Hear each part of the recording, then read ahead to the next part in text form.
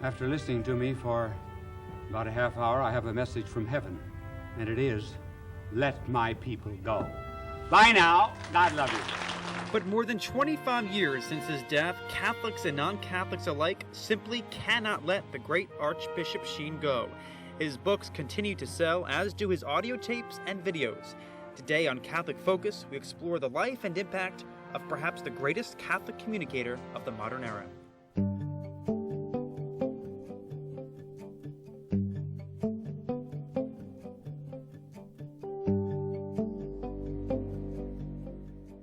Growing up, I have many memories of my father recounting stories about Archbishop Sheen around the dinner table. And the stories were always fascinating because Sheen was anything but an ordinary priest. He was the first churchman to become a television star and a confidant of popes, congressmen, and titans of industry. But above all, he was a devoted believer in faith in Jesus Christ and the importance of conveying that message to the whole world. Here is a brief backgrounder on the life and the witness of Archbishop Fulton Sheen. Fulton Sheen was born on May 8, 1895 in El Paso, Illinois. Even as a child, he stood out for his intellect and his faith.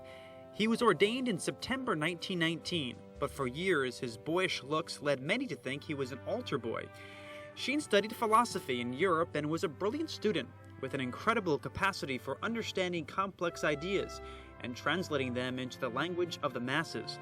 It was a skill that would come to define his future role as a pioneer of Catholic communicators. In 1930, Sheen began broadcasting a Sunday night radio program called The Catholic Hour. The show began modestly, but eventually had a listening audience of 4 million. In 1951, Sheen became the first TV preacher of the modern era with his show Life is Worth Living.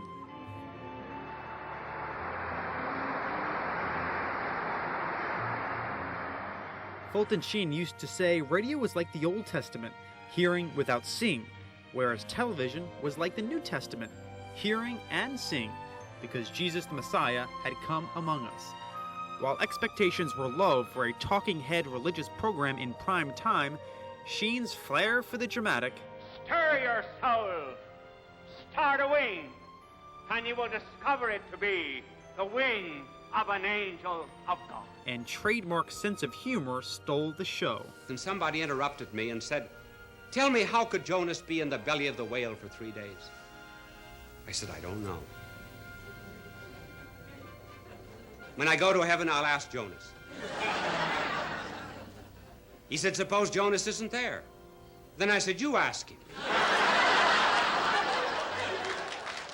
Life is Worth Living reached 30 million people a week, and Sheen would receive up to 30,000 letters a day. In 1952, Sheen won an Emmy Award for his efforts. In his acceptance speech, he credited his 4 writers, Matthew, Mark, Luke, and John. But Sheen was more than just a TV personality. He authored more than 90 books and served as the national director of the Society for the Propagation of the Faith, helping spread the gospel to all parts of the globe. Archbishop Sheen died in 1979, and in 2002, the Congregation for the Causes of the Saints officially opened the cause of Archbishop Sheen.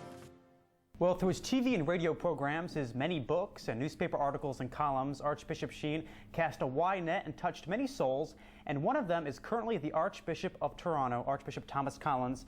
Your Grace, thanks for joining us today. It's a pleasure to be here. Well, I checked your biography, and I think you were 4 years old when Archbishop Fulton Sheen began his TV program. So tell me about your first memories of Archbishop Sheen.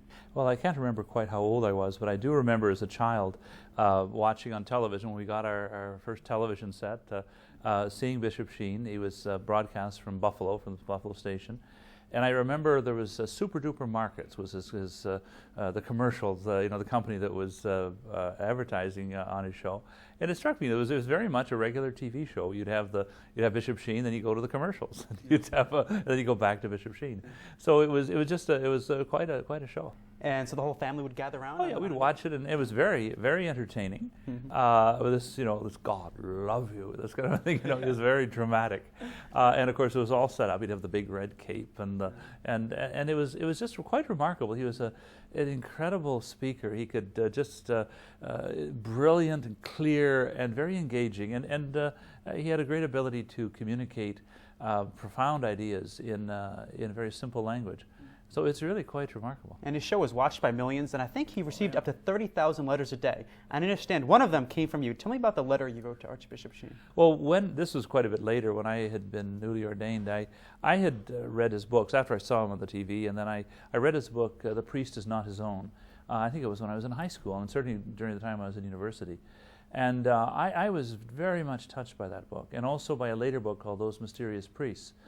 Particularly the idea of making a daily holy hour before the Blessed Sacrament, which is just an extraordinary experience, and it's one that he very much emphasized, and later on in his retreats when he got much older.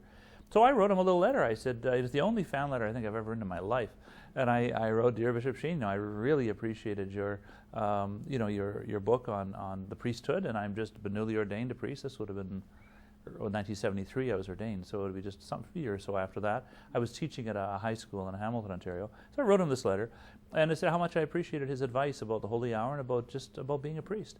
So I thought, well, this will go off, and he'll be getting thousands of these letters, and I'd never hear again. But one day I opened my mail, and I opened up this little letter, and it was obviously been banged out on a typewriter, and there were a few little mistakes and things like that, and this little piece of paper, and it was signed Bishop Fulton Sheen. And it was remarkable. I was amazed that this really famous, TV star bishop would take the time to clearly write a personal letter to little me, and I thought it was amazing. And he said, "My dear young friend, I'm glad that you want, you're following the books and you appreciate that, and always remember that when you spend time in adoration before our Lord in the Blessed Sacrament, the faith there that you require to see the presence of the risen Lord is the same as that of the apostles and after the resurrection." And I thought it was marvelous. And so he said he would pray for me, and so I was touched. That's my only individual encounter with Bishop Sheen. But I had read his books, especially Those Mysterious Priests and The Priest is Not His Own, and I saw him earlier on. Yeah, it was great. I wanted to ask you, shortly after you were appointed Archbishop of Toronto, there was a newspaper article that quoted you, and you said that the Canadian society is heading in a direction different than the gospel. And you said it's the responsibility of the church to connect with society, to make the light shine in the darkness, and to build bridges, you were quoted as saying. And then you, in particular, made reference to Archbishop Sheen, and you called him a hero. Tell me what you meant by that. Well, I think Archbishop Sheen saw the problems of a very materialistic cultural society, a culture that is like our North American society. And he saw the problems, and he tried to respond to them using media, using the radio first of all, and then TV. I think he was the first TV person to speak the gospel through the television. There may have been others, but he certainly did that. And the key thing about Bishop Sheen was that, like G.K. Chesterton, who was of an earlier generation using the newspapers, he didn't use a specialized channel of any kind. He used the common, popular, commercial television networks. So his show was a regular TV show. Just as with G.K. Chesterton, who he sort of, in a sense, was a later G.K. Chesterton. For the last part of his life, G.K. Chesterton had his own magazine, G.K.'s Weekly, but most of his work was done in the Illustrated London News, which was a standard secular newspaper. So I thought that was very important, because we always have the difficulty, we have the gathered and the scattered.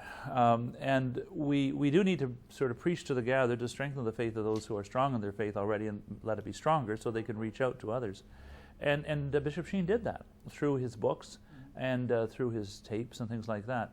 But especially in his TV show and his radio show, he was using the secular media, and he was engaging the world you might say, in the marketplace. And I think that's very, very important. We need to reach out into that world. Yeah. Now, Sheen was a very busy man. He wrote more than 90 books. He had the TV show, the radio show, a lot of administrative duties with the church. But he always found 1 hour each day for the holy hour before the Blessed Sacrament. And he called this the spiritual basis of his priesthood. Absolutely. And in his biography, he dedicated a whole chapter to it. Yes. Talk about it in any way if that impacted you. Well, that is the single most important influence in my own life of Bishop Sheen. I mean, this whole idea of getting out in the media type thing, that's part of but I have been enormously touched by that. It's because we need this. We need this center of prayer.